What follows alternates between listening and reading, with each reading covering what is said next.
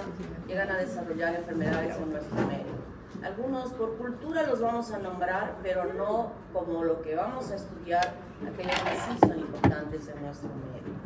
Los virus, como yo había dicho en la primera clase, son estructuras acelulares, no son células, son estructuras totalmente diferentes en relación a lo que conocemos de las células eucariotas y de las células procariotas. Los virus contienen un genoma que puede ser ADN o puede ser la secuencia de las bases, pueden ser ADN o ARN, y esta secuencia de información está protegida por una cápsula de proteínas. Y esta cápsula de proteínas, en muchos de los virus, su límite externo solo es esa cápside, pero en otros es una envoltura que puede obtenerla de las células a las cuales se infecta. Entonces, cuando digo que la estructura del virus tiene genoma y que tiene proteínas que envuelven, ya estamos asumiendo que alguien le tiene que preparar sus proteínas para formarle esta envoltura que tiene externamente o esta protección que tiene el genoma externamente. Sin embargo, he dicho que es acelular, que no tiene ningún organoide ni nada que pueda tener la capacidad de sintetizar proteínas. Entonces, para que se formen nuevos viriones, es absolutamente necesario que este virus ingrese a una célula, sea esta eucariota o sea esta procariota. ¿Cómo se llamaban los virus que infectaban a las bacterias? A ver, voy a dar opción a todo el mundo, ¿ya? O sea que, a ver, ahí atrás. Los bacteriófagos.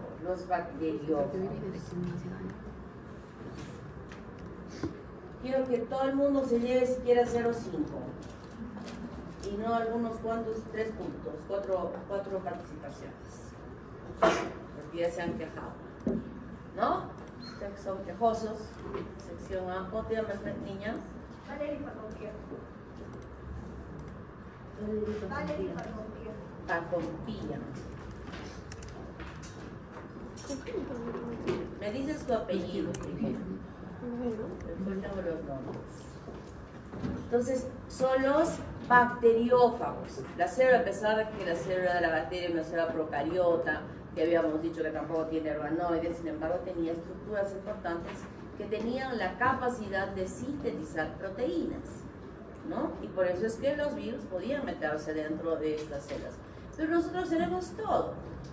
Y son células a las cuales estos virus ingresan y ocasionan un daño, traduciéndose en diversas enfermedades.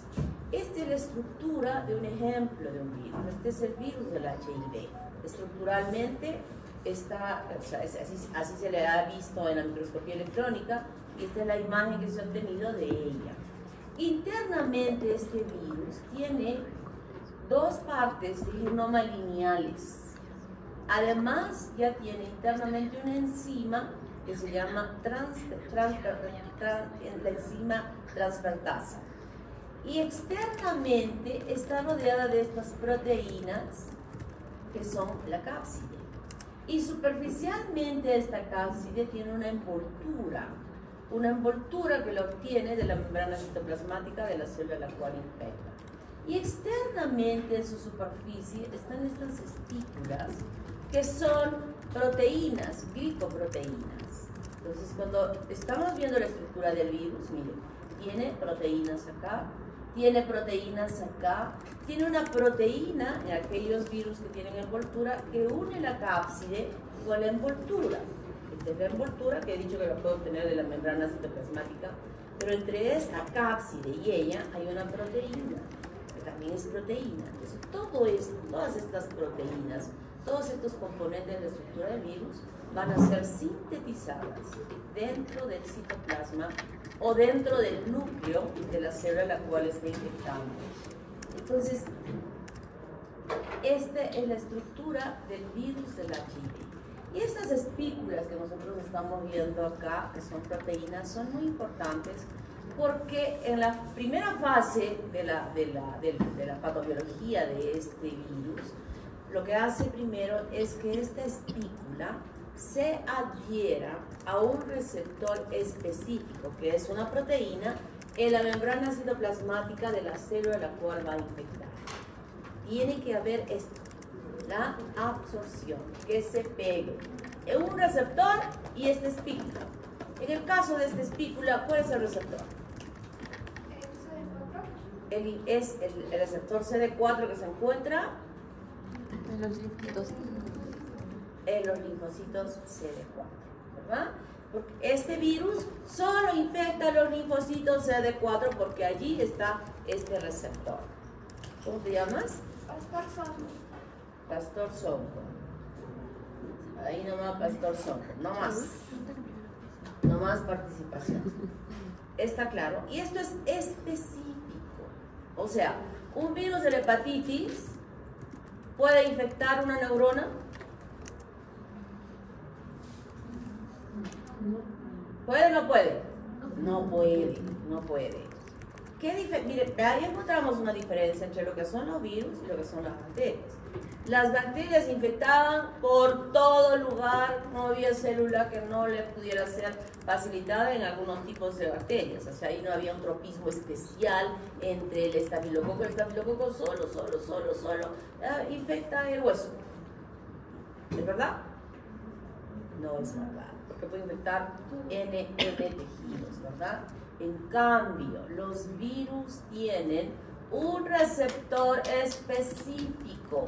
Algunas veces este receptor no solamente se encuentra en un solo tipo celular, pueden haber receptores en diversos tipos celulares, pero el mismo receptor para que ese virus se acople con estas espículas, que son glucoproteínas.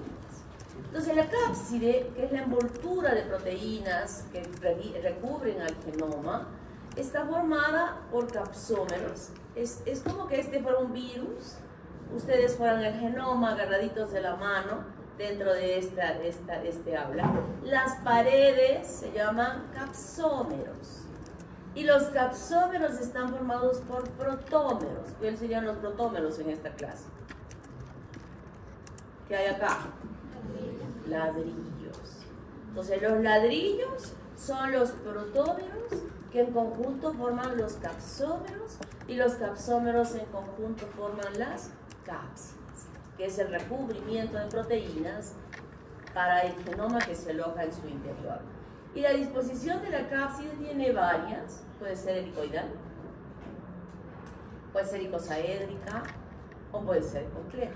La mayoría de los virus tienen un recubrimiento de su cápside icosaédrica. La mayoría. Este es la forma icosaédrica de 20 lados que han formado los capsómeros, o sea, tiene 20 capsómeros que están formando y recubriendo a esta cápside. Este es el coronavirus. Este es el desgraciado, que tiene un genoma que está constituido por ARN circular, e igualmente en su superficie se encuentran las espículas. ¿Cómo se llaman las espículas?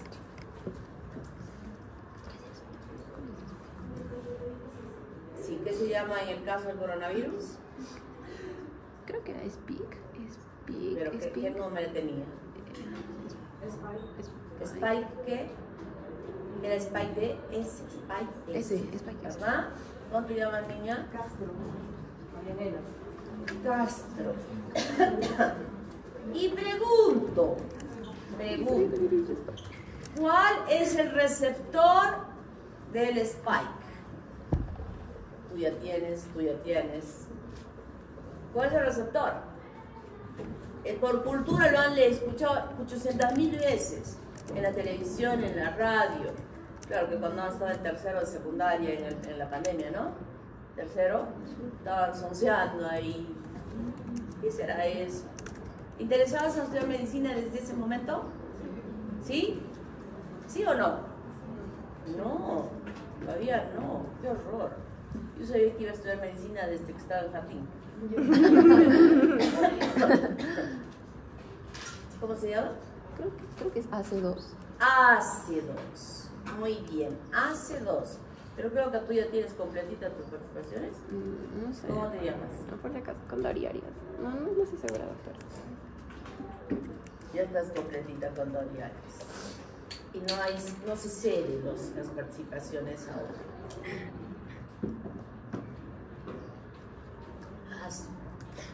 Ahora estaba heladita. Olvidé de traer mi botella, ya estaba lista ahí sobre la mesa, pero no la olvidé. Entonces, hasta acá nos estamos entendiendo bien, ¿verdad? Todo está clarito. Quiero que esté clarito para que cuando lean su libro lo entiendan bien. Ahí está otra vez el coronavirus, con su spike, su genoma de ARN circular, todavía está así medio enredado, que así se le ve dentro en la microscopía electrónica al virus. Les dije que algunos virus que llamamos desnudos, solo el límite externo de su protección era la cápside. Pero algunos otros tienen una envoltura. Y la envoltura es una unidad de membrana lipoproteica que la puede obtener de la membrana citoplasmática de la célula a la cual está infectada. La puede obtener de la membrana nuclear. La puede obtener de la unidad de membrana del aparato de Golgi. Recuerden que todas estas son unidades de membrana, ¿verdad? Entonces, hay algunos virus que por fuera de la cápside todavía se envuelven con cualquiera de estas membranas, que son elementos importantes para ella en su patobiología, cuando ocasionan daño. Y entonces existe una proteína M, que hace un momentito les decía, que se une o que permite la unión de la envoltura con la cápside. Si este virus termina en este recubrimiento en la cápside, punto.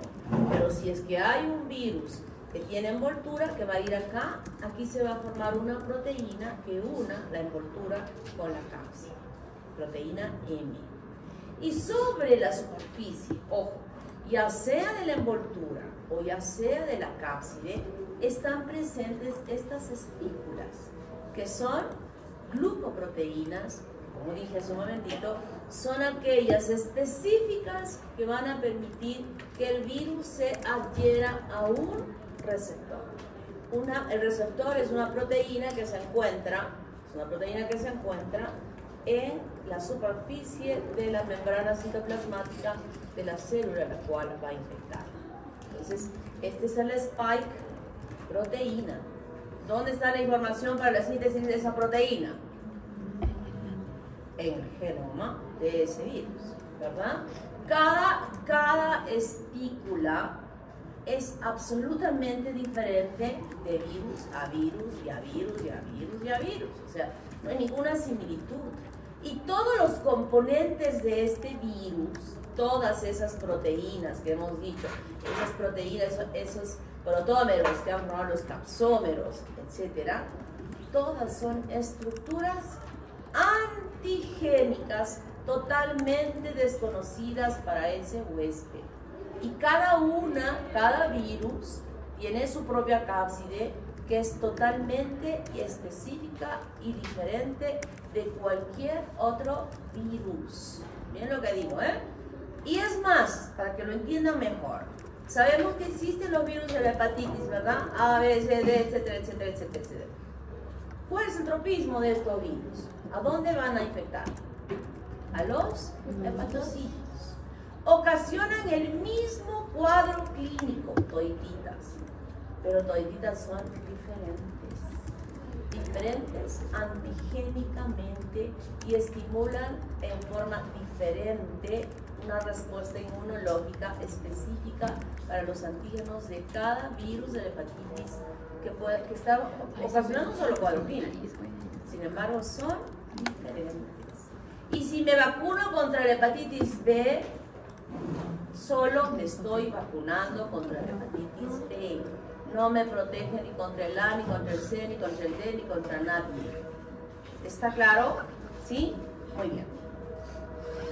Aquí hay el virus del mosaico del tabaco. ¿Cómo clasificamos a los virus? Los virus tienen diversas clasificaciones. Una, por ejemplo, la parte clínica.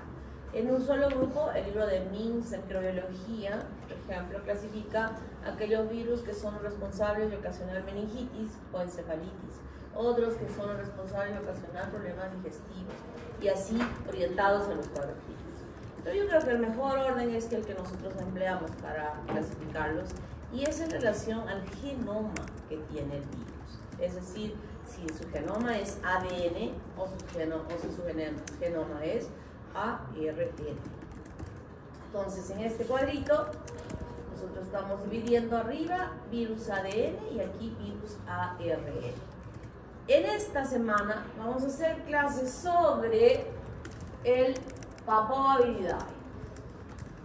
Es el virus que tiene doble cadena, es bicatenario. Cuando digo bi, que tiene doble cadena de ADN, doble cadena, es circular, así como habíamos visto del coronavirus, es circular, su cápside icosaédrica, no tiene envoltura, y aquí está el virus del papilomavirus, que estamos viendo en la práctica y estamos viendo el daño que ocasiona en relación al cáncer de cuello uterino.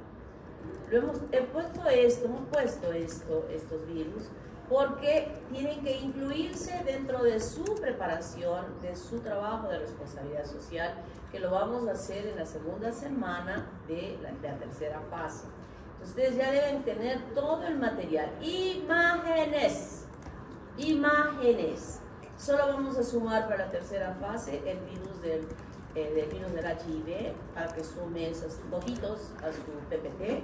Y en la primera semana ya deben estar, en la primera semana de prácticas, en su exposición de la primera semana, ya debe estar como una prueba, van a exponer en la práctica lo que van a exponer, vamos a pulir su lenguaje. Es un lenguaje como para chiquitos de primaria, nada de lenguaje técnico, nada de que tiempo de incubación, que latencia, que recurrencia, nada de nada. Lenguaje simple, lo que va a impactar ahí son las imágenes. Entonces, como recién esa semana estamos haciendo las clases, vamos a empezar con la tercera fase. Entonces, pues, el caso clínico, el que hacemos en esa, una es la exposición de esto que van a tener. ¿Está claro? Ya les vamos a decir a los delegados del grupo, además de hablar de todo esto, de las infecciones de transmisión sexual que vamos a acabar en esta fase, porque vamos a hablar de coronavirus, que también se transmite por relación sexual, y herpes, que también se transmite por relación sexual. Además, ya vayan agregando que vamos a hablar sobre paternidad responsable, qué significa eso, y las imágenes peores que hayan. En mi grupo de prácticas he visto unas imágenes todas bonitas del aborto. ¿Qué es eso? Nada. Quiero imagen de un feto que está partido, su cabeza, su brazo, así. Eso quiero. ¿Está claro? Esa es la imagen que quiero que proyecten a los mocosos. Eso es lo que quiero. Eso los va a impactar. Así es que, miren, les estoy diciendo con mucho tiempo después, porque la segunda semana es que vamos a ir a las clases de todos los chicos del segundo semestre, de todas las escuelas, en su hora de tutoría, a exponer sobre esto. ¿Están advertidos? Así es que ya saben. Ya sus profesores van a coordinar en qué horario, en qué grupo, cuál es el horario que van a escoger para que puedan ir todos. Así como hicimos, ¿se acuerdan en embriología? Exactamente igual. Y entonces tenemos aquí también al herpes. El herpes viridae, también hemos dicho que estamos viendo acá los ADN, bicatenario, lineal, icosaédrico, sí tiene envoltura, y aquí está el herpes simple. No solo es el herpes simple, sino hay 8 que están dentro de este grupo. Y el virus del ARN, todos estos. La conformación de su genoma es ARN, usualmente todos ellos son monocatenarios. La mayoría de ellos son monocatenarios.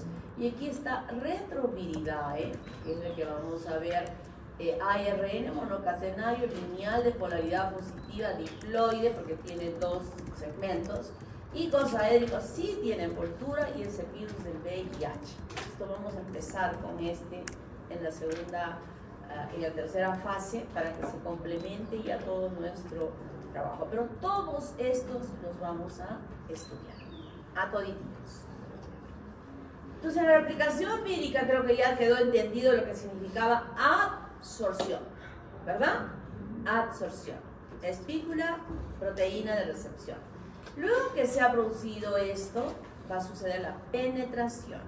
Algunos lo hacen en forma directa, como que se pegó. Los de forma directa son usualmente aquellos virus que no tienen envoltura y es como que hubieran disparado una bala y se mete de frente el virus dentro del citoplasma de la célula.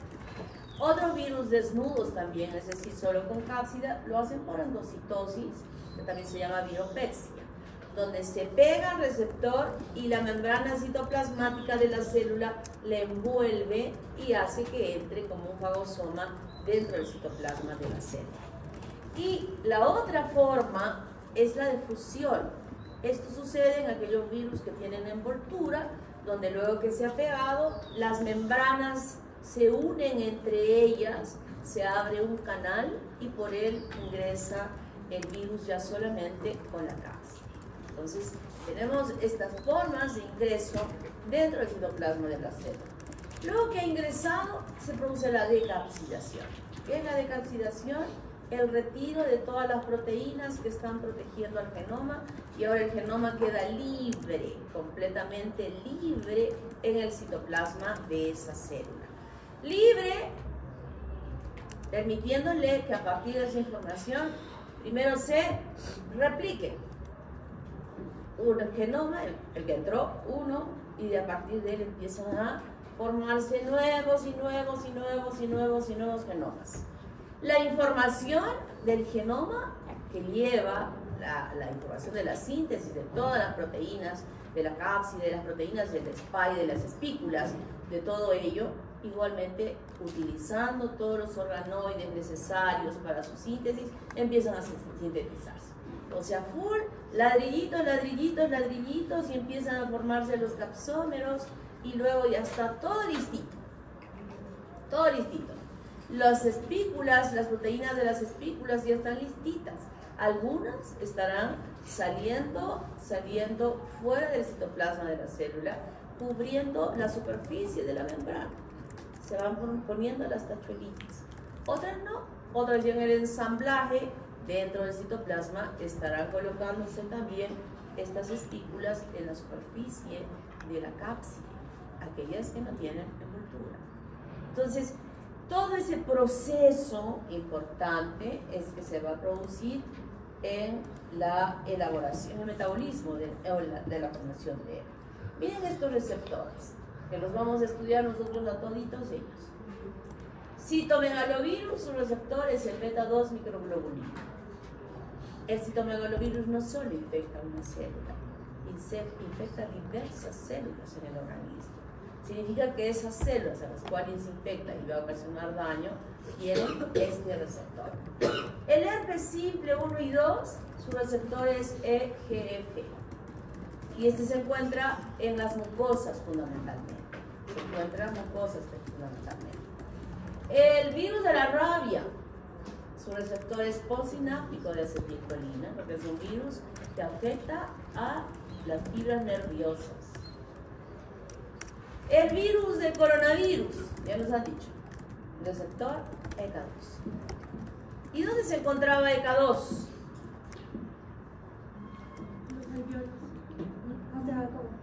¿Perdón? ¿Dónde estaban las células que tenían el receptor ECA2? ¿De dónde? En el riñón. En el riñón. ¿Dónde más? En el intestino, corazón. En el intestino. Pulmones. ¿Y qué más? Corazón. Corazón. Esos eran los lugares donde había receptores para él. ¿Cómo te llamas, niño? Valdivia de la Isla. Valdivia. A ver, Valdivia. No hay Valdivia. ¿De esta clase? De la sección B. ¿Y qué haces acá? asistir a las 7 clases. Valdivia. ¿Por qué? Me toca mi examen de tecnología y tendría 10 minutos antes me dijo que la autora. Y justo la clase acaba a... ¿Por qué vas a dar examen de inmunología en una hora que no te toca? O sea, pedí permiso con mi doctora de que por ciertas horas. Porque... ¿Sabes que yo tuve un chongazo, un problema bien feo el día sábado? ¿Quiénes hacen prácticas con la doctora Lice del sábado? Acá. La doctora Lice. La doctora Lice me mandó un mensaje y me dijo, doctora, no es posible que estén saliendo de mi práctica a estar exponiendo en fisiología. ¿Quiénes han salido? Entonces, obvio, que se supone que la hora de teoría, de prácticas de microbiología es a esa hora. Yo mandé como la queja a la directora de la encargada de básicas y la encargada de básicas me devuelve un rollo enorme donde me ponen que respetos guardan respetos. Dije, ¿qué? ¿Cómo que respetos guardan respetos? Que también los alumnos piden permiso para dar examen de microbiología en la hora de fisiología. Un momentito, yo nunca tomo mi examen de microbiología en la hora de nadie, sino en los 10 minutos primeros de cada clase. ¿O no? Y en las prácticas tomamos horarios de otros grupos para hacer las prácticas. Entonces, ¿de qué respeto me hablan? Y estoy muy molesta. Quiero hacer un informe de que se está cometiendo un error cuando se está sacando de los alumnos de sus clases para completar horarios que no lo saben completar. O sea, yo no puedo, yo marco mi tiempo acá, ¿verdad? Y termino mi tiempo acá y no estoy diciendo, me faltó y vamos a recuperar. Yo sé cuánto tengo que dar porque los demás lo tienen que estudiar ustedes en su libro. Yo no voy a copiarme el libro acá para leer o explicar y obviamente pues no termino nunca. Así es, 30 años de experiencia. A mí nadie me va a impresionar. Yo tengo 31 incluso, me lo han quitado uno. Son 31 años. Sé cómo dosifico mi tiempo para no molestar a nadie, respetando a todos. Todos nos merecemos respeto. Entonces me fastidia que estén tomando horas que no les corresponde para completar cosas que deberían hacerlo dentro de la clase. Así es que voy a hacer mi informe. Hasta las últimas instancias. Bueno, entonces ya hemos entendido que, no, pero faltaba apuntarme aquí. ¿Cómo te llamas? Larico Mendoza. Larico. Y allá, la niña Parra. Entonces, eso es importante que entendamos. Esto lo vamos a revisar, vamos a estudiar cómo cada virus tiene su propio receptor para poder iniciar esta primera parte. Y en esa síntesis macromolecular, cuando yo he leído, no sé si se han dado cuenta y he dicho, monocatenario, bicatenario de polaridad positiva, ¿verdad? Estos genomas que ustedes ya han estudiado en biología celular y genética, biología molecular, ya han terminado ese curso, ¿no? Se están capítulos en ello. Han visto cómo se sintetizan las proteínas. Y para la síntesis de las proteínas, obviamente tiene que haber un ARN mensajero, que es el que va a traducir y que va a llevar los aminoácidos para completar de acuerdo a la lectura que dice el genoma. Entonces, todos estos virus, sean ARN o ADN, todos ellos van a terminar en ET, para que esa célula, a través de sus organoides, empiece a sintetizar las proteínas que le corresponden. Hay algunos virus que son ARN de polaridad negativa que tienen que sufrir este proceso a convertirse en un ARN mensajero. Hay algunos que son ADN y que se va a copiar esa información. Estos ADN usualmente se meten dentro del núcleo de las células se incorporan al genoma de la célula y a partir de allí se empieza a copiar la información para la síntesis de las proteínas. Aquí hay una exclusividad de este virus, que es el virus retroviral, que es ARN de polaridad positiva, es el virus de la HIV. Y esta, que ya debería comportarse como un ARN mensajero, porque a partir de él ya debería estar sintetizándose, no lo hace. ¿Por qué? Porque tiene una transcriptasa reversa. ¿Se acuerdan la primera diapositiva que les he mostrado? Miren, aquí hay una enzima y este es el genoma. Esa transcriptasa reversa convierte al ARN de polaridad positiva en ADN. Y como ADN se mete dentro del núcleo de la célula y de ese ADN copiado en el núcleo de la célula se sigue el proceso normal de la formación de las proteínas. O sea, tienen comportamientos diferentes. Y en ese proceso del comportamiento diferente es que se traduce cada uno de ellos en la presentación de la enfermedad. Y seríais, cada quien es diferente, no todos son iguales, son diferentes y eso va a traducirse cuando nosotros estamos viendo la información. Entonces, en ese citoplasma tenemos en este lado como cuando vamos a construir una casa, ¿no? Traen la arena, los fierros, los ladrillos, todo listo, los camiones van llegando a donde se va a ejecutar una construcción. Y luego empiezan a formarse ya las paredes, la mezcla de cemento, etcétera, etcétera. Eso sucede en el citoplasma de la célula. El ensamblaje. Es como que se estaría ensamblando un auto, un televisor, que vienen todas las piezas y se van uniendo y se van uniendo y se van uniendo y van metiéndose dentro ¿se acuerdan que en el citoplasma se habían replicado los genomas? Entonces un genoma se va a meter en uno, va a ser rodeado de las proteínas, de los protómeros, van a formar los capsómeros y ya tenemos las cápsides listitas alojando internamente al genoma. Y luego, si es que es un virus que no tiene más nada, en las vértices, si es por ejemplo un icosaédrico, en sus vértices se van a ir colocando las glicoproteínas.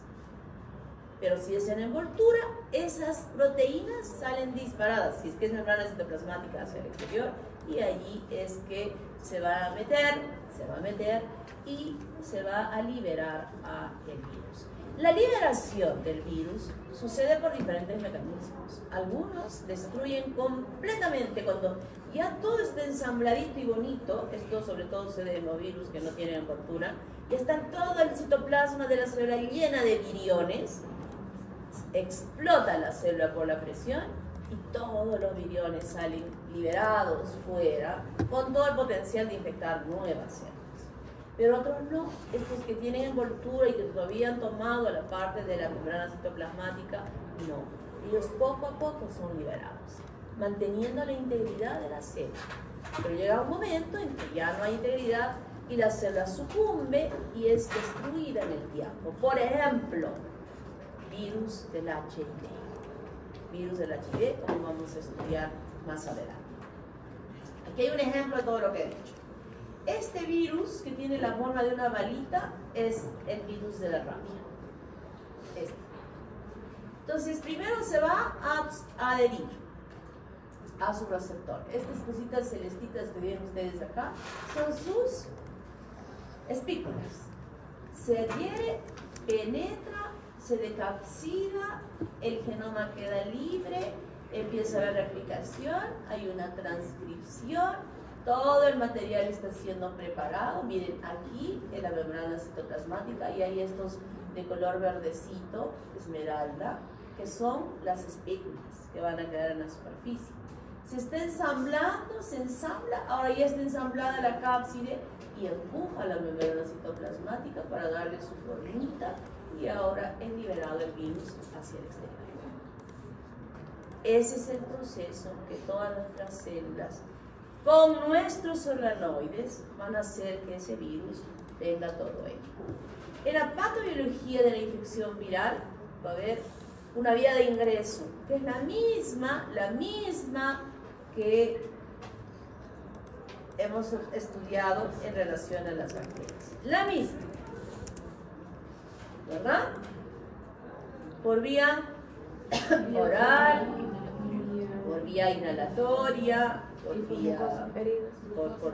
vía mucosa, ¿verdad? La misma. La transmisión. Peso. Sexo. Transfusión sanguínea. Sexo, mucosa por mucosa. Inhalatoria, por ejemplo, en la transmisión de la tos, puede estar eliminando las gotitas de flujo. Es decir, todos los mecanismos que existen igual. Y ello va a desarrollar una viriasis localizada, es decir, una infección en un lugar determinado. Por ejemplo, virus del herpes simple, con la ampollita que sale aquí en la boca, acá, solo acá, localizado acá, ¿no? Localizado ahí. Localizado, ¿dónde va a ser localizado también? Si es que nos tenemos un resfriado común, la infección solamente va a estar en la parte superior. Diferente de lo que es la influenza, que eso sí ya va a comprometer en forma generalizada. ¿Por qué? Porque hay dolor muscular, dolor de cabeza, etcétera, etcétera, etcétera, etcétera. O el sarampión, generalizado. O la rubiola, generalizada, ¿no? Entonces hay algunas viriasis que son localizadas. Infecciones agudas, las que se desarrollan rápidamente, las que alguno de ustedes va a hacer mañana, va a empezar con un cuadro agudo de un resfriado común cuando han llegado en el bus hoy día de su casa y alguien está estornuda y estornuda, no así, sino abierto. Que daba ganas de decirle, oye, tola pues tu codo, ponte un pañuelo, ¿no? Pero la gente estornuda. Entonces, ¿cuántos virus habrán inhalado en ese ambiente cerrado durante los 20 minutos de viaje? Muchos. Entonces, mañana, algunos de ustedes van a empezar con su rinitis. Estoy hablando de resfriado común, es diferente el resfriado común a la influenza. ¿Ya? A veces nos confundimos en el término, pero eso ya vamos a estudiar. Esa es una infección aguda que se ha dado en un tiempo corto. Crónicas. Por ejemplo, ya quienes están haciendo práctica, estamos hablando del virus de la hepatitis B, que va a la cronicidad, ¿verdad? La hepatitis B va a la cronicidad. Uno puede hacer un cuadro agudo, traducido con todo lo que han visto ahí en su PPT: fiebre, malestar general, dolor de estómago, náuseas, vómitos, dolor aquí en el hipocondrio derecho porque el hígado se creció, la coloración de la piel está histérica, su orina está oscura, colúrica, sus heces están claras, acolia, cuadro de hepatitis aguda, hepatitis B, estoy hablando de hepatitis B, aguda, cuadro agudo, ¿no? Y hay un porcentaje, ahorita vamos a ver, que en el tiempo posterior de años, puede hacer esa persona una cirrosis hepática o un carcinoma hepático en la cronicidad. Tuvo cuadro agudo e hizo cronicidad. Y ahora les doy una mala noticia. Puede no tener cuadro agudo, de hepatitis B y debutar con una cirrosis hepática o con un cáncer hepático. ¿Qué les parece? Sin haber hecho cuadro agudo, ¿eh? El paciente llega con todos los signos y cuando pensamos que es él, resulta que no es que tenga otra patología, sino que tiene hepatitis B, que ha tenido hepatitis B, que nunca tuvo cuadro agudo, sí tuvo relaciones sexuales, N veces, sin su pareja, desde que era joven, y miren cómo se infectó. Esto se lo van a contar a los mocosos, ¿eh? O sea, casos así, cuando estén aplicando este virus, miren chicos, puede ser que una persona ya cuando es mayor debuta con una hemorragia digestiva. ¿Cuál es el diagnóstico de uno de 30 años que esté con hemorragia digestiva inicialmente? ¿En qué vamos a pensar? ¿En qué pensamos?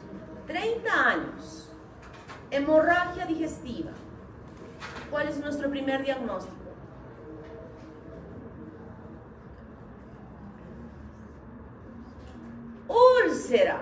Úlcera gástrica. Inmediatamente le ponemos vía, lo recuperamos porque está pálido, está con todas las huellas, lo han encontrado desmayado en el baño, tiene úlcera gástrica. Entonces, y te consulta al gastroenterólogo, endoscopista, viene, le mete el aparatito para que pueda sellar, hacer algo con algo que está sangrando ahí, no sabemos si es el estómago o duodeno, no lo sabemos. Y cuando está metiendo el endoscopio por el esófago, se queda a la mitad. ¿Por qué? Porque ve que hay unas varices. ¿Saben lo que son las varices? Esas que vemos en la pierna, acá adentro, así. Esta es la luz del esófago y las varices están así, casi cerrando, y están laceradas y sangrando. Ya no puede seguir metiendo el endoscopio, y se hace otro tipo de procedimiento, y recién cuando encuentran esto, ¿en qué caso se presenta esto? ¿En qué caso se va a presentar unas varices esofágicas?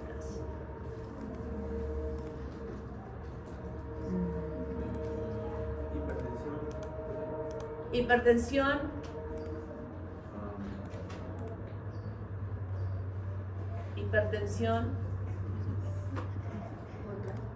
portal. Hipertensión portal. ¿Cómo te llamas, niño? Coila. Colín. Ya, Valentina, por haber dicho te voy a dar un medio punto. Hipertensión portal. ¿Y por qué hipertensión portal en este caso? Para que completes tu punto. ¿Por qué? 30 años. ¿Será ese niño recién nacido que habíamos dicho que tenía sus conductos extrahepáticos biliares obstruidos? No, ya tiene 30. ¿Por qué será? Por la cirrosis hepática. O sea, ese chico ya tiene cirrosis hepática. ¿Cómo te llamas? Chauca. Por la cirrosis hepática. 30 años. Y entonces le preguntan, señor, ¿usted ha alguna vez estado amarillo en su vida? Jamás. Nunca. ¿A qué edad inició sus relaciones sexuales? Nos mira de reojo. A los 15. ¿Es casado? No. ¿Cuántas parejas ha tenido hasta hoy? Ni se acuerda. Totalmente promiscuo. Fíjense, les estoy narrando un caso de una persona que yo vi hace algún tiempo. No estoy inventando. A veces me invento unos casos, pero esto no me estoy inventando. ¿Se dan cuenta? Entonces eso se llama cronicidad. Cronicidad. Latente. ¿Cuántos de ustedes han tenido varicela? Levanten la mano. Honestamente. Levanten la mano honestamente. Pero bien levantada, pues están ahí. No es un delito que no hayan tenido varicela, o que hayan tenido. Miren, siquiera el 80% ha tenido varicela. Ahora les quiero dar la mala noticia, que ustedes están con el riesgo de que puedan hacer un herpes zóster en algún momento de su vida. Cuando su sistema inmunológico caiga, por alguna circunstancia, por viejitos, de repente cuando son viejitos, porque se infectaron con HIV, que ojalá nadie le pase, porque están tomando corticoides, porque pueden estar teniendo un cáncer, o porque definitivamente hay un estrés tan grave, tan severo, que deprime el sistema inmunológico y que también puede aparecer el herpes zóster en cualquier edad de la vida. Así es que ya les di la mala noticia. Pero también les doy una buena, que existe una vacuna que lamentablemente no es gratuita, cuesta, tiene su costito, y que lo aplican hasta donde yo sé en la clínica Arequipa. No estoy haciendo propaganda en la clínica Arequipa, por si acaso, ¿no? Si averiguan por otro lado que puedan vacunarse, mejor, para evitar la posibilidad que se pueda producir este herpes zóster, que es muy doloroso, como vamos a ver en un momento. Muy bien. Recurrente, ese es latente. Ese es latente, está ahí. ¿Y dónde está?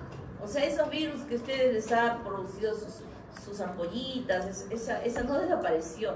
¿Saben dónde está? Está en los ganglios raquídeos. Ahí están. En todos los ganglios raquídeos de su columna vertebral, ahí están los virus. Y no los podemos hacer nada. Recurrente, herpes labial, ¿no? Estas ampollitas que el 80 o más del 80% de la población tiene el herpes. Y tiene el herpes a consecuencia del mal hábito que desde chiquititas hemos tenido y que ustedes tienen que cambiar esos hábitos. A los niños no se les besa en todo esto. En todo esto. Limpiecitos, mi marido. Solo se le besa de la nuca hasta el potón. Hasta ahí. Nada más. Porque él hace así, se mueve, se chupa, jala su pie, se lo chupa. O sea, ni en el pie podemos besar. Porque en la saliva podemos estar transmitiendo este virus, que es el virus del herpes, y que por ello nosotros todos estamos infectados. O sea, es una... El herpes es hay dos tipos de herpes. 1 y 2. El 1 se da de la cintura para arriba y el 2 de la cintura para abajo. Pero hoy en día el 1 está abajo y el 2 está arriba. Hoy día se encuentra de todo. Pero si uno tuvo la transmisión a este nivel, simplemente va a ser la erupción a este nivel. O sea, el genital, por más que sea infectado con el 1 o con el 2, el virus se aloja igual en los ganglios raquídeos. Entonces ese virus que se infectaron, ya sea 1 y 2 por una relación sexual y que las lesiones hayan aparecido en los genitales, está alojado en el dermátomo correspondiente que ha ido a su ganglio raquídeo, a esa altura. O sea, no significa que yo, que me he podido infectar o que me haya infectado acá a través de un beso, qué sé yo pueda tener la aparición de él a nivel genital. ¿Se dan cuenta? Ni alguien que tenga haberse infectado genital le aparezca lesión acá. Pero el genital acá es, pues, ¿qué les digo? 8 a 1. O sea, más es acá, por esto del besito que le hemos dado al bebé de este chiquitito, que el genital. Es mucho más. Y, ¿por qué digo recurrente? Porque eso se presenta frecuentemente, ¿no? Examen, le aparece. Examen que falta 20 para microbiología, le aparece. Bueno, yo creo que el examen 20 para microbiología le va a aparecer el herpes zóster, ¿no? Y no este del herpes labial, ¿no? Porque ya se deprime, tanto es el estrés que deprime el sistema inmunológico. Y la transformación está relacionada a que el virus modifica el genoma de las células, de nuestras células, haciendo que pueda desarrollarse el cáncer. Por ejemplo, el papilomavirus, el virus de hepatitis B, el virus del Epstein-Barr, que también pueden ocasionar transformándose en cáncer. Mecanismos de defensa, creo que me estoy excediendo. Estoy excediendo. Ya, voy a volar. Mecanismo de defensa, inmunidad específica o oral. Al principio dije, toda la estructura del virus, desde esas proteínas, esas espículas, son elementos antigénicos, específicos, que estimulan la producción de anticuerpos. Inmunidad humoral. También puede funcionar la inmunidad celular específica con los linfocitos citotóxicos y los helper, la inmunidad celular inespecífica aquí con los natural killer, con los macrófagos o la producción del interferón. Miren lo que voy a decir. en relación a las infecciones virales, es nuestro sistema inmunológico el que actúa eficientemente para controlar las enfermedades virales. El pool de terapia antiviral es escaso y no lo utilizamos frecuentemente, sino lo utilizamos para situaciones especiales. La mayoría de las infecciones virales, nosotros somos los que vencemos a esa infección. Por ejemplo, el virus del resfriado común, este que van a tener ustedes mañana si es que alguien estornudó en el bus. Están moqueando, estornudando y moqueando. ¿Qué tomamos? Un antigripal. ¿Qué tiene el antigripal? Tiene antihistamínico, tiene antipirético y tiene analgésico. ¿Tomamos alguna pastillita antiviral? No. En 3 días se fueron los mocos, solititos. El virus dijo, ay, este cuerpo no me gusta, me voy volando. No. En ese lapso de tiempo, el sistema inmune produjo los anticuerpos para vencer y destruir y eliminar a todos ellos. Hepatitis A. ¿Quién ha tenido hepatitis A? Allá mi amigo Roosevelt, allá mi otra amiga no ha tenido hepatitis A. Miren, alégrense de haber tenido hepatitis A, porque hoy están ustedes protegidos contra el A para toda la vida. En las pruebas que estamos haciendo en el laboratorio, a algunos les está apareciendo su IgG positivo, pero es un IgG de vacuna. Y como es de vacuna, solo dura 10 años. Esos están, y la mayoría del segundo grupo que tuve prácticas, ninguno tiene IgG, así que están con todo el riesgo de hacer hepatitis A en cualquier momento. Mi amigo Roosevelt y la niña de allá, protegidos para toda la vida. Están ya protegidos. Entonces, cuando Roosevelt estuvo con hepatitis, le dieron caramelitos de limón, le dieron gelatina dulce, le dieron nada de grasa, nada de alimentos con mucho condimento, etcétera, etcétera, etcétera, ¿verdad? Y nada más. Solito su cuerpo empezó a producir los anticuerpos para eliminar al virus y se curó, se recuperó. ¿Se dan cuenta? Hepatitis no es un cuadro cualquiera. Que puede haber incluso hepatitis fulminante, que gracias a Dios no le dio a Roosevelt porque está aquí con nosotros. Pero es el sistema inmune el que produce toda esta defensa importante. El diagnóstico directo lo vemos a través de la microscopía electrónica, no lo podemos ver a través de la otra pequeñita, salvo los cambios que se pueden ver aquí en los tejidos, como estamos viendo, por ejemplo, los coilocitos en el frotis, ¿verdad? Ese coilocito significa que aquí está infectando el papilomavirus. También lo estamos viendo en la práctica. Pero pueden hacerse cultivos en huevo embrionario, cultivos celulares o inocular animalitos de experimentación.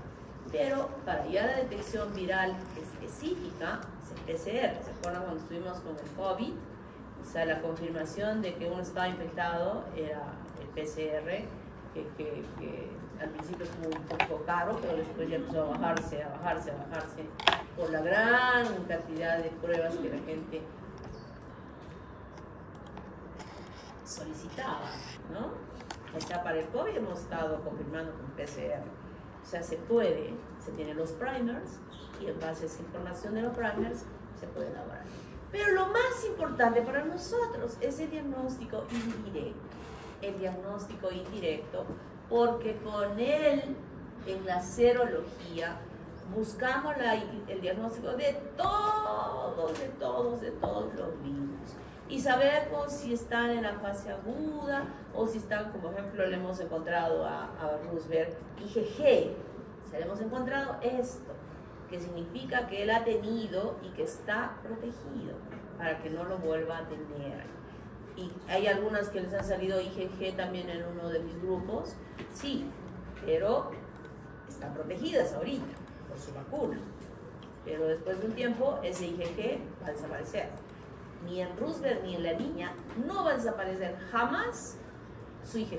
Está presente sí, para protegerlos.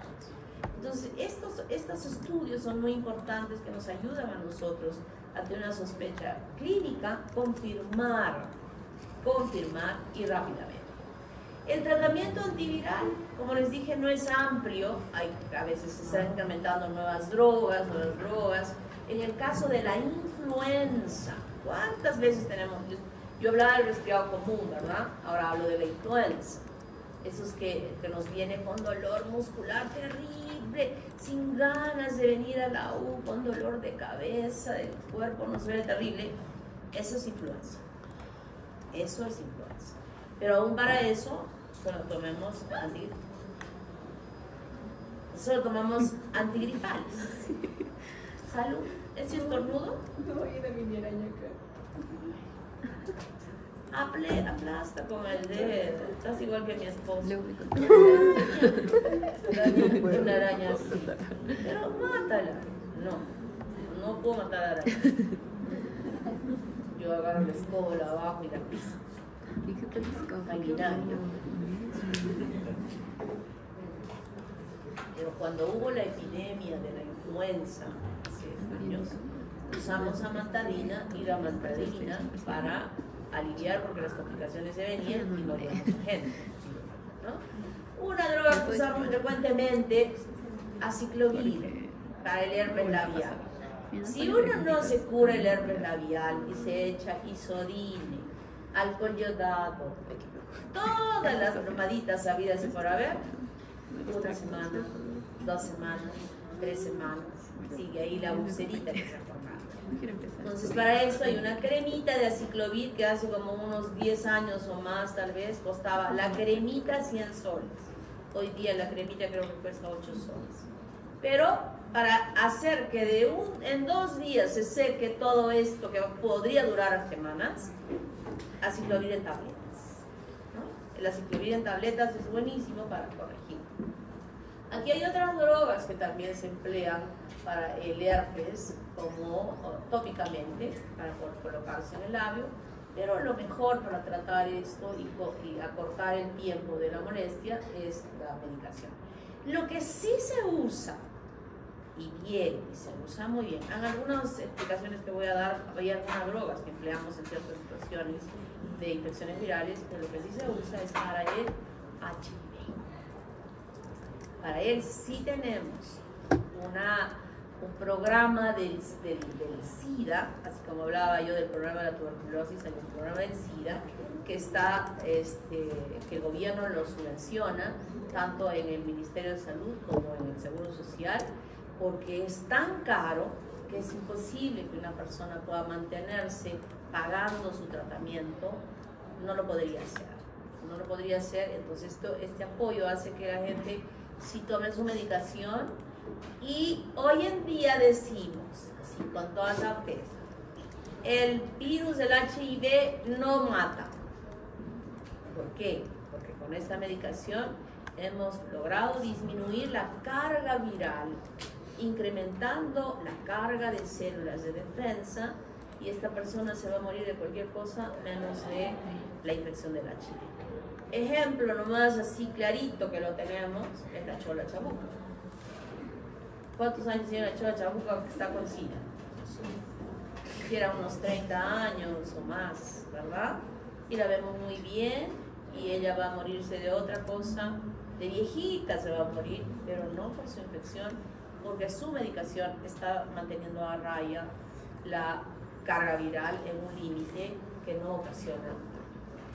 Priones. ¿Qué son los priones? Forma normal de proteínas que pueden infectar otras proteínas normales del cuerpo. Son proteínas infectantes, ¿verdad? Son proteínas infectantes que ocasionan enfermedades neurológicas crónicas de una degeneración progresiva muy presente en países del África, donde su cultura hace que las personas coman la cabeza y los sesos del muerto de su fallecido, y de esta manera se puede desarrollar esta enfermedad. Y tenemos varias, la de Creutzfeldt-Jakob, la de Hertzmann, la de Straude, Streicher, Purú, o lo que llamamos nosotros la de las vacas locas. Y estoy hablando del África, pero hemos tenido como 2 o 3 casos hace algunos años hospitalizados en el hospital del Seguro Social con una infección por priones. por priones. ¿Cómo te llamas, niña? Clarico Mendoza. Y me acuerdo clarísimo que un profesor nos dijo, doctora, cultivemos priones y usted se queda con las láminas. ¿Qué? Eso es para hacer un laboratorio de seguridad máxima, o sea, en cualquier laboratorio no se puede hacer.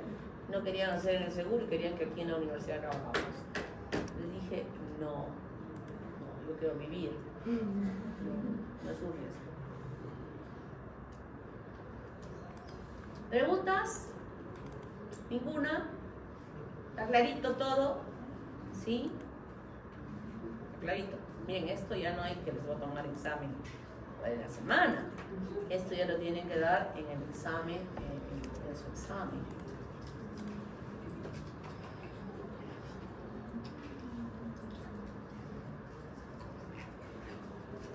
Ahora vamos a hablar del papovavirus, que ya está, vamos a complementar con su PPT que tienen ustedes en la práctica. Lean, hay mucha información en los PPTs de su práctica, que yo usualmente no lo suelo exponer completamente porque si no, no alcanza el tiempo para hacer la práctica. Si yo digo algunas cosas puntuales, las más importantes, pero sí hay buena información para que ustedes puedan leer y complementar. Sobre todo he visto que está bastante bien la parte de las hepatitis. Y las hepatitis nosotros en la clase teórica no la vamos a poder hacer todas las hepatitis, así es que léanla bien, estudienla bien porque de ahí lo voy a preguntar en el examen. Papoviridae, papovavirus. Miren, así es como la microscopía electrónica. Ya te veo que estás así y yo también estoy así. Está entrando un viento helado. Y Roque está así. Cierra la Roque porque de verdad me voy a enfermar. Los cambios de clima nos hacen daño, los cambios de clima. Entonces, la microscopía electrónica es la que nos muestra las imágenes. Esta es microscopía electrónica, las imágenes de los virus. Y de ello ya se sacan los esquemas más, diríamos, más claros para que podamos observar. Pero esta es la imagen del papovavirus. Es un virus DNA icosaédrico, no tiene... ¿Y qué le pasa a él? Nada.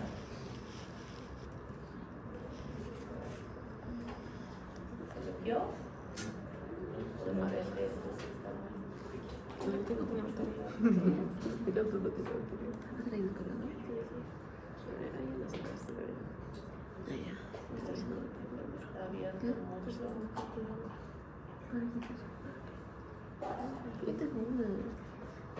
¿Por qué no he pedido? No tengo aquí que te lo pases.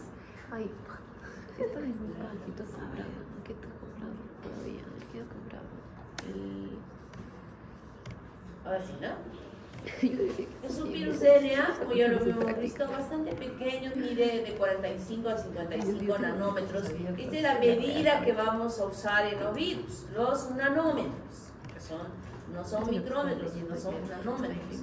El genoma es circular y cerrado, y aquí hay dos virus, el papilomavirus, que estoy hablando de la familia, de 8 kilobases, y el poliomavirus de 5 kilobases. Este virus, miren dónde se replica, dentro del núcleo de la célula. Y esa replicación dentro del núcleo de la célula es que justamente va a favorecer a que este virus pueda desarrollar el cáncer de cuello uterino. En su genoma, este virus produce, o hay la información de la síntesis de estas dos, en realidad son muchas otras proteínas, pero las más importantes son las proteínas E6 y E7. Estas proteínas promueven la transformación celular al adherirse a las proteínas supresoras de tumores. En todos los tejidos donde se produce divisiones celulares, existe el riesgo de que en esas divisiones celulares pueda haber anormalidades del genoma en las células hijas. Eso es normal. Eso se está sucediendo. Imagínense, cada cuánto tiempo se recambia el epitelio del intestino. ¿Cada cuánto tiempo cambia las celulitas que están revistiendo el intestino? De 3 a 4 días. 3 a 4 días que están formándose nuevas células, nuevas células, nuevas células, nuevas células, nuevas células. Y como resultado de esa división, en esas divisiones, podría ser que el genoma de esa nueva célula no fuera la correcta. Y al no ser correcta, estaría multiplicándose una célula normal neoplásica. ¿Verdad? Pero ¿qué sucede en nuestro organismo con un sistema inmune competente? Que esas células que no están bien son detectadas por las proteínas supresoras de tumores que están presentes en todos los tejidos. Y esas proteínas supresoras de tumores hacen que esa célula que está mal, que no está bien, empiece a degenerar y sea fagocitada y sea eliminada, permitiendo que solo las células normales sigan multiplicándose.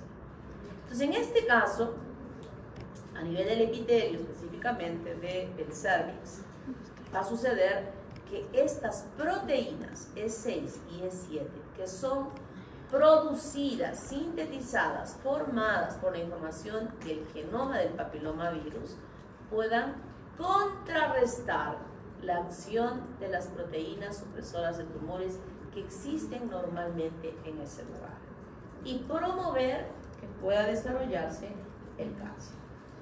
El DNA viral es mantenido intranuclearmente, pero a nivel extracromosómico, o sea, no se ha incluido dentro del genoma principal de la célula, con lo cual la replicación se lleva a cabo de manera sincrónica con la duplicación de la célula. O sea, la información de la célula es independiente, se sigue dividiendo, pero la estimulación de la división va a ir de forma concomitante con la información de este virus que está dentro del núcleo, pero no dentro del cromosoma, pero se dividen igual, y eso da lugar a que se produzca una infección latente. Esa latencia es muy importante, porque cuando uno se infecta con el virus del papiloma virus, no es que me infecté y ya se desarrolla el daño. Esto se desarrolla en unos años. Puede ser incluso hasta 10 años que desde que me infecté pueda desarrollarse ya malignamente un cáncer. Y esta conversión de forma latente es una forma infectante por la replicación de virus completos, desarrollando a lo largo del tiempo lesiones intraepiteliales de bajo grado que en este lapso de tiempo van a ir evolucionando a ser de mayor daño. Displasia leve, displasia moderada, displasia grave, cáncer in situ. Tiempo. Por eso es que es imposible que cuando yo estoy hablando de 10 años, ¿cómo es posible que en el Perú siguen muriendo mujeres con cáncer de cuello uterino? ¿Cuándo ha habido un lapso tan largo para poder haber sido diagnosticada y haberse resuelto tempranamente? Y la integración con el genoma celular, o sea, ya aquí inicia el proceso oncológico. O sea, ya se desarrolla el cáncer. Entonces, lo que sucede es que, cuando estamos hablando específicamente ya de la lesión a nivel del cervix, sucede lo siguiente, que por alguna lesión en la superficie de la mucosa, alguna abrasión que pueda hacer, si estamos hablando de ese nivel, la misma relación sexual puede dañar, lacerar en alguna parte la mucosa. Y esta permite la penetración del virus que se aloja en el surco balano prepucial del órgano sexual del varón, y que desgraciadamente en ellos no hay algo que le diga a él que estás infectado, porque ahí está escondidito. sino ocasionar daño. Lamentablemente, no en todos los hombres que están infectados, porque sí, algunos hombres están infectados, sí, lamentablemente no les produce cáncer de pene. Sería ideal que a todos los infectados les tuvieran cáncer de pene, entonces no habría la posibilidad de que infecten a las mujeres, ¿verdad? Pero es una pena que no suceda eso para nosotras, para ellos felices. Por eso es que en este lugar, en el surco balano prepucial, donde se esconde, en los judíos la incidencia del cáncer del cuello uterino es bajísima. ¿Por qué? Porque ellos en su cultura se hacen la circuncisión. La circuncisión es retirar todo el prepucio y dejar expuesto el glande externamente, y entonces aquí no hay ningún riesgo de que puedan estar alojándose a ese nivel estos virus, ¿no? Entonces ingresa hasta la capa basal, hasta el estrato basal, y es el lugar donde empieza el virus a influir. Se mete allí y empieza todo su proceso de integrarse, meterse dentro del núcleo y a replicar y a formar los nuevos viriones. Y ello va a ocasionar una hipertrofia del epitelio, o sea, va a crecer, las células van a crecer, a ampliarse, y también las células van a ser mucho más amplias. Y en esa amplitud nosotros hablamos justamente de que ya se pueda visualizar la presencia de los coilocitos. Nosotros tenemos esto. Ese es el virus acá y se metió aquí. Y aquí, ¿qué va a hacer? Va a procurar todos estos cambios desde la capa basal, originando células de los coilocitos. Estoy hablando solo de infección, infección. Cuando hablo de infección, solamente estoy hablando de que estas células se van a transformar y formar los coilocitos que van a ser expulsados hacia el exterior. Pero en ese estado de latencia ya no solamente van a haber coilocitos, sino empiezan a dañarse las células. Si este epitelio yo lo divido en 3 partes, si las células ya han sido afectadas, no solo con la forma de coilocito, sino que el núcleo ha sido dañado, solo este tercio inferior, hablamos de NIC 1. Si ha tomado los 2 tercios hasta acá, hablamos de NIC 2. Y si ha comprometido los 3 tercios, hablamos de NIC 3 o cáncer in situ. Ya estoy hablando de daños, pero acá estoy hablando de la infección de la célula, y estos coilocitos que están siendo liberados están eliminando virus que están infectando a otros en alguna relación. Y entonces nosotros tenemos muchos biotipos de este virus. No solo es uno, son muchos. Y miren cómo se ha ido incrementando la cantidad de biotipos que están relacionados con el cáncer de cuello uterino. Porque de pronto se le encuentra una persona con cáncer, se le hace el estudio para determinar su biotipo. ¡Ah! No es ni este ni este. Y empiezan a aparecer. Y se repite una vez más. Ya, se le toma como causante de cáncer. Y hacemos otras. Estudiamos ese y no es ese que sabíamos que podía ocasionar. Y así se han ido sumando. Al principio solo era 16 y 18. Al principio solo era 16 y 18. Incluso la primera vacuna que se empleó solo era para ellos 2.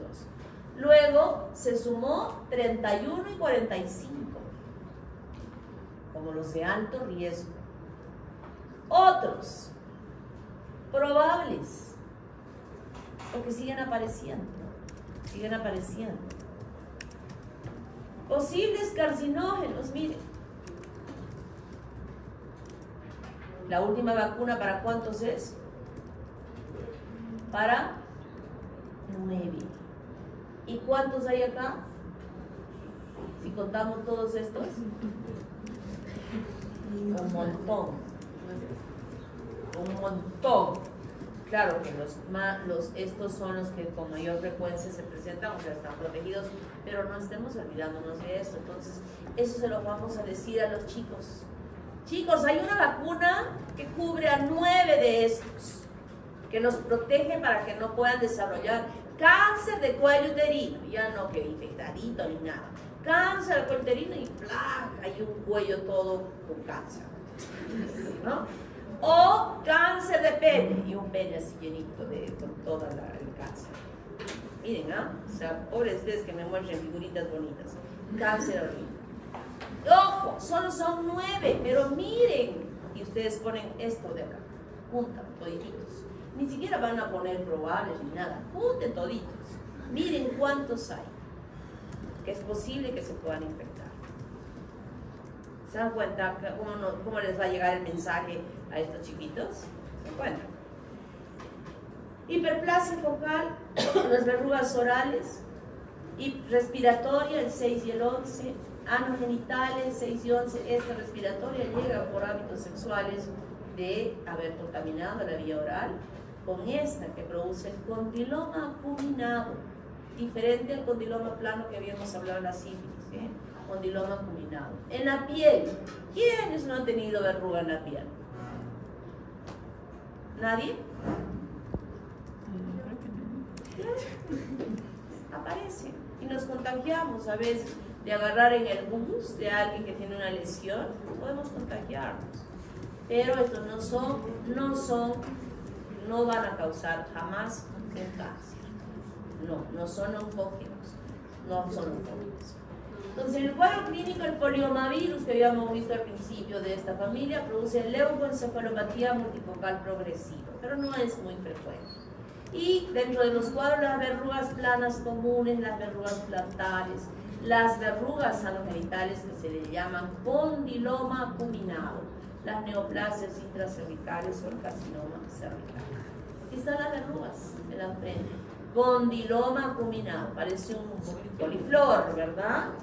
Diferente al condiloma plano que habíamos visto en el caso de la sífilis. Verrugas en la lengua, en el labio puede haber. Estas son las de riesgo cuando dan en la laringe, porque podrían ocasionar cáncer de laringe en las personas que tienen desarrolladas ahí. Verrugas. Nace una, aparece una y de pronto aparecen más. Como que hay una madre y aparecen las hijitas, ¿no? Condiloma acuminado. Condiloma acuminado. Condiloma acuminado. Condiloma acuminado. Así como este que quiero que muestren un cáncer que ya se le está cayendo el pene. Eso impresiona, eso los va a asustar. A que les digan que miren que el papiloma que entra se reproduce. Nada de eso van a hablar. Es sencillo. Diagnóstico, biopsia. Y en el caso de la biopsia de las verruguitas que puedan ser superficiales, y en el caso de las infecciones a nivel vaginal, escuchen esto y se lo van a decir a las mucosas y a los mucosos también. Toda mujer que inicia sus relaciones sexuales, independientemente de la edad que la haya iniciado, 12, 13, fue una sola vez a los 12 años, mala suerte, pero ya hubo una, debe hacerse al año siguiente de haber tenido la relación sexual un estudio de frotis cérvico-vaginal con la coloración de Papa Nicolau. ¿Está claro? Una sola, y si tiene mayor frecuencia, y si todavía es de aquellas chicas que yo conocí una, que me hablaba y me decía, ay doctora, no sé si estoy embarazada. Pero ¿cómo que estás embarazada? Es que no me cuidé, pero debes saber pues cuando es tu ciclo. Pero doctora, cuando una sale cada fin de semana, tenía 17 años, ¿ah? Cuando una sale cada fin de semana a divertirse, van los tragos, vienen los tragos, siempre va a haber una relación sexual, doctora. O sea, eso es natural, normal. Entonces yo dije, en serio, o sea, casi hago esto. Pero si hacía eso, seguro que la ofendía, ¿no? Yo no sabía con qué palabras, de verdad, motivarla a que eso estaba mal. O sea, fue tan difícil hablar sobre este punto con esa chica que ya... Y le digo, ¿y desde cuándo te diviertes así? Ah, hace como 2 años. O sea, desde los 15 ya empezaba, se iba todos los fines de semana a salir por todos los Dolores, Asumo, no sé por dónde, pero cada fin de semana ya tenía relaciones sexuales y ni siquiera se protegía, porque no sabía estar embarazada o no, ni siquiera sabía con quiénes. 17 años. Imagínate. Entonces, recuerda, esto se lo van a decir. Cada mujer que haya tenido relaciones sexuales, independientemente de la edad en que la tuvo, debe hacerse este examen del Papá Nicolau. Debe hacerse. Debe hacerse. ¿Por qué? Porque podría ser que no se hizo y luego desarrollar un cáncer tempranamente. Y les voy a contar un caso de la señora que trabajaba acá, ya se jubiló hace poco. Su hija de 22 años tuvo un bebé embarazada, y en el transcurso final de su gestación empezó a sangrar vaginalmente, y cuando pero placenta previa, ¿no? Y en la ecografía salía algo medio raro ahí en la vagina. Cuando le hicieron con mucho cuidado, con un estudio con el espéculo, vieron que el cuello de su útero estaba como un coliflor. La niña nació por vía cesárea, y luego la chica ya pues estaba totalmente, la hormona, nosotros sabemos que la hormona sirve para que crezca el bebé, ¿verdad? Y la hormona también sirve para que crezcan los tumores. Yo les he dicho en algún momento, nunca una mujer que tiene cáncer debe embarazarse por esta situación. Finalmente sobrevivió casi como 1 año, nos pedían así en el correo donantes de sangre, y la chica murió. 22 años. ¿A qué edad se infectó? Esa chica se habrá infectado pues a los 12, 13, y el embarazo hizo que esto evolucionara rápidamente. Fíjense, o sea que no es un chiste, no es una broma, tenemos que hacer que las chicas entiendan que tienen un riesgo de que no saben si ese chico que tuvo relaciones con ella y ella tiene con otro chico y otro chico, o sea, hay una promiscuidad total de que no conocemos realmente con quién estamos, ¿verdad? Entonces ahí hay que tener muchísimo cuidado y hacer que estas niñas conozcan y sepan. Luego que se conoce, ya se hacen todos los estudios, en la práctica les estamos explicando detalladamente cómo es el procedimiento. Se debe hacer la tipificación genómica para saber si está en ese grupo, ese papiloma que hemos encontrado por la presencia de los poliocitos, si está en el grupo de los que ocasionan cáncer o no. Y eso se hace por PCR. Entonces el Papá Nicolau, ya sabemos que es este frutis que se tiene que hacer. Miren, este es un coilocito que se nota claramente allí, que nos dice hay infección. Hay infección. Estas son las células superficiales que normalmente podemos tener, pero aquí hay coilocitos. Pero también estamos viendo que aquí hay una lesión que ha ocupado el tercio inferior. Aquí ya son los 2 tercios. Miren cómo van cambiando los núcleos. Nosotros por el frotis, los patólogos podemos decir que tiene ni 1, ni 2, ni 3, ¿qué tiene? Tiene un cáncer invasivo, incluso, miren aquí, como todo, cáncer in situ, miren las células, como se ven. Hipercromáticas, núcleos deformes, algunos con nucleolos, etcétera, etcétera, etcétera. Esta es la imagen que nosotros tenemos y luego de ello se tiene que hacer la colposcopía. Ya estamos explicando cómo se toman las muestras, ¿verdad? La muestra tiene que ir siempre que pase cualquiera de estos dispositivos el punto de transición de epitelios y que arrastre células endocervicales. Si en la muestra no hay células endocervicales, esa muestra es pésima, no sirve para estudio y tenemos que solicitar otra muestra porque nos podría estar dando un falso negativo. Entonces tenemos que tener.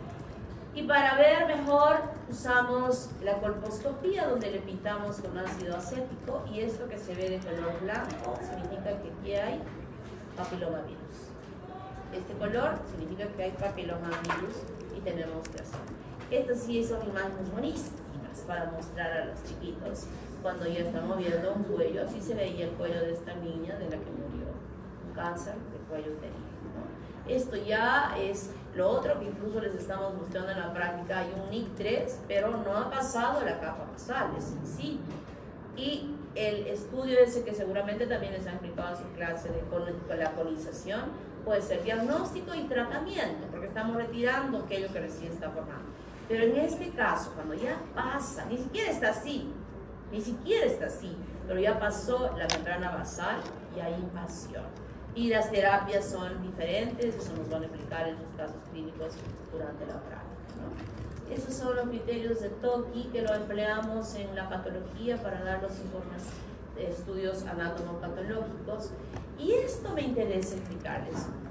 El curso de la infección.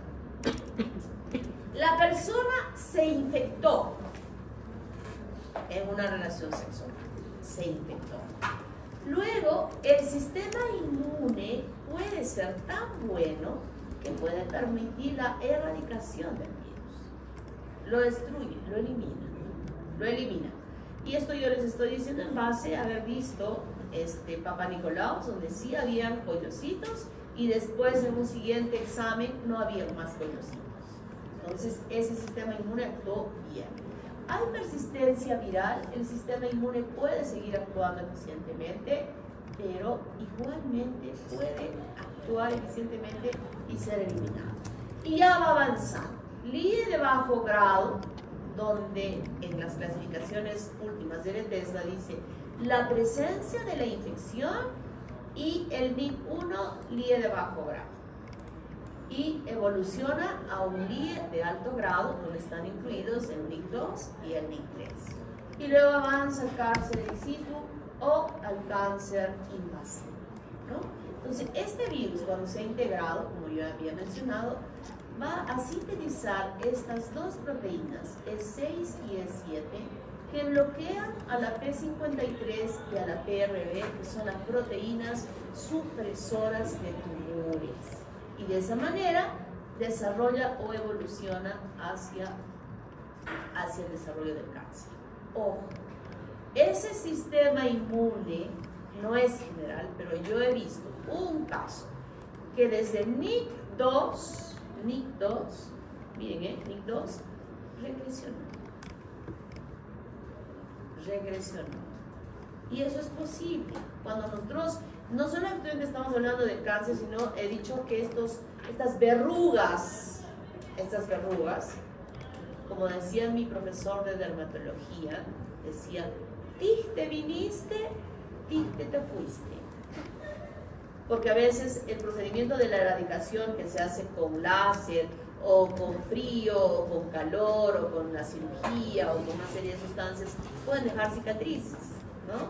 Entonces mi profesor decía, no necesitamos hacer nada, porque en un lapso de 1 año o 2 años va a desaparecer solito, sin dejar huella. Por eso decía él, ti te viniste, ti te fuiste. Y yo le doy esa explicación a ello, al sistema inmunológico, que pudo en una persona, te lo digo así, en una persona en el hospital, que regresó del NIC2 a ser erradicado. Pero esto no voy a esperar, ojito, eso fue algo excepcional. La señora estaba citada para hacerle una biopsia y la señora no se apareció en 2 años porque dice que el marido le dijo no, que para esos médicos no saben nada, porque son que quieren operar, etcétera, etcétera. Y se apareció a los 2 años. Entonces decidida, porque el doctor le dijo, mire señora, si no se hace esto va a ser cáncer. Y la señora entre el marido y su conciencia y se fue al hospital. Doctor, estoy viniendo para que me hagan esto. ¿Cómo se le ocurre 2 años venir a ver? Vamos a ver. Y sí, efectivamente, aquí dice que debo hacerle esto. Pero en 2 años, ¿qué habrá pasado? A ver, échese la camilla. Le mira con el espéculo, los pobres. El espéculo y no se veía nada, le saca el flotis, nuevamente va a patología, regresa al estudio, nada. Y el ginecólogo, me acuerdo clarito, que estaba haciendo la residencia en ese momento, vino todo liso, iracundo. Todo es posible, que casi me hacen cometer un error, esta señora no tiene nada y hace 2 años dijeron que tenía. Pues como en patología, todas las láminas están marcadas con una punta de diamante, para que no se borre, el número de la historia. Están toditas guardaditas, ¿eh? Se votan cuando ya pasaron, que calculamos que ya la persona tiene 100 años, ya fuera, ¿no? Ya murió de algo, de que haber muerto. Cuando vimos, buscamos ahí en las cajas de hace 2 años, encontramos la lámina, miramos, y efectivamente en el frotis había NIC 2, todavía de la oreja lo sacamos así. A ver, si recuerdas algo de lo que has estudiado, a ver, mira, ¿qué es esto? Pues cayó todo liso, ¿eh? Todo liso, a meternos liso. Y ahora mira esta. ¿Es igual? Entonces, esta es la explicación que yo les doy de que puede erradicarse. Su sistema inmune va a crear anticuerpos para erradicar. Cuello de yeso ya lo hemos explicado, ¿verdad? Esto también lo hemos explicado. Y los tipos de cáncer, el que tiene más, el 16 es el 50, otros, y aquí van los porcentajes, pero ojito, no nos podemos confiar de estos porcentajes, porque puede haber que uno que no está dentro de este grupo podría ocasionar el cáncer. Esta es la clasificación de Bethesda que ha sumado, que digo, LIE de bajo grado incluye infección por el virus y NIC1, y LIE de alto grado es NIC2 y NIC3, porque antes las clasificaciones no consideraban importante la infección por el virus. Ahora ya se tiene la importancia para hacer un seguimiento de esa persona. Tratamiento de las verrugas y también de ellos, remisión sola. Tic te viniste, tic te fuiste. Puede agregarse ácido salicílico, podofilina, glutaldehído, 5-fluoracilo. Se puede usar crioterapia o cauterización o conización con ácido. Y en la prevención, ahora tenemos esta vacuna, la nonovalente, que protege al 6, 11, 16, 18, 31, 33, 45, 52 y 58. Solo a ellos. ¿Cuántos más habían? Como 800. Así es que yo estoy dejando en ustedes la responsabilidad de hablar con palabras convincentes a esas niñas. ¿Está claro? Tienen que convencer a esas niñas sobre esto, del cuidado que deben tener. Muy bien. Pueden retirarse.